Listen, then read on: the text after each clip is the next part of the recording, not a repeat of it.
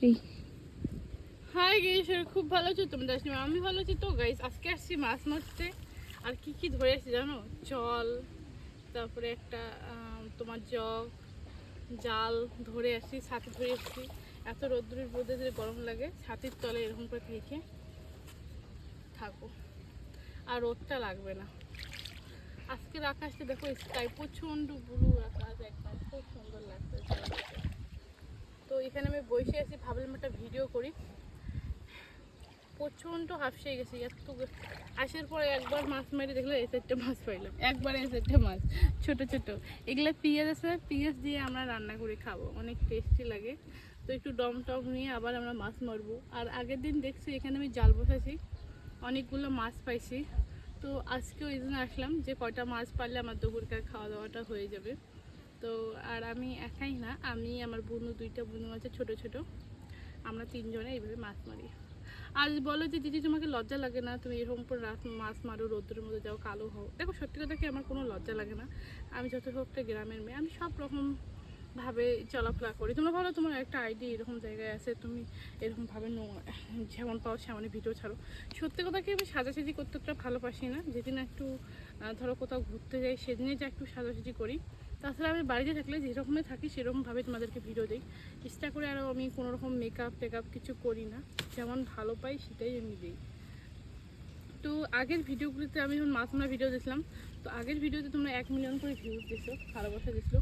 এই আগের পর এইরকম জায়গায় যেখানে আমি মাছ মারছিলাম। তো বাট এখন আমি জানি না, আইডিটা আমার সমস্যার জন্য এখন একটু ভিউজটা দিতে না। আমি খুবই হাফসে গেছি গাইস, প্রচণ্ড হাফসে গেছে মন থেকে। মানে এত এই রোদ্রিবেলা, ধরো আমি মাছ মারতেছি, এখানে একটু ব্রেক টাইম নিয়ে এরকম করে ভিডিও শ্যুট করি।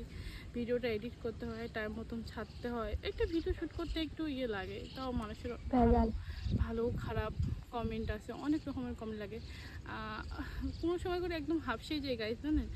আর ইচ্ছে করে না ভিডিও করতে, খুব হাফসে যাই।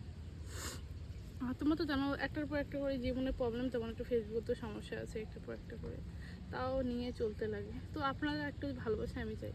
আর আপনারা যদি এখানে আমাকে সাপোর্ট না করেন বলুন, তাহলে আমি কিভাবে আপনাদেরকে সুন্দর সুন্দর ভিডিও দিই তুমি বলো? দেখো আগে যখন সময় যখন বসে নেই, তখন আমার জীবনও সেরকম নিয়ে নেই। এখন থেকে যদি আমি কিছু না করি, ভিডিও নিয়ে পড়ে থাকি, বা ভিডিওতে সেরকম যদি তুমি ভালোবাসা না পাবে, কিছু না করতে, তাহলে তো শেষ। দেখো আমার যে কোনো পাশে থাকতে হবে যেন আমি নিজের মতন চলতে পারি। আমার বাপ মাকে, যেমন বাপের বাড়িতে থাকি, এখন আমার বিয়ে হয়নি, আমার বাপের বাড়িতে আমার মা বাবাকে একটু দেখাশোনা করি, আর্থিকভাবে আমি সাহায্য করি, এরকম চাই, এরকম চাই, ঠিক আছে? কিন্তু সেটা তো হচ্ছে না। এই জন্য বলছি, যদি এরকম করে তোমরা আমাকে ভালোবাসা না দেন, যে আমাকে না দেখেন, তাহলে আমি ফেসবুক থেকে ব্রেক নিব ভাবতেছি। মানে আমি পুরো টেনশনে, ডিপ্রেশনে থাকি গাইস, প্রচণ্ড। এইটুকু আমার স্কুলের কমপ্লিট হয়ে গেছে, কমপ্লিট হওয়ার পর আমি কলেজে গেলাম। এখন আমার হাতে আছে দুইটা বছর। এই বছরের মধ্যে এইটুকুর মধ্যে যদি আমি কিছু না করতে পারি, আমার জীবন শেষ। কেন, আমার বয়স এমনিতে 19 হয়ে গেছে, এইটুকু টাইমই আছে। তারপরে তো মানুষের বাড়িতে যেতে হবে, মানুষের বাড়িতে করে খাইতে লাগবে।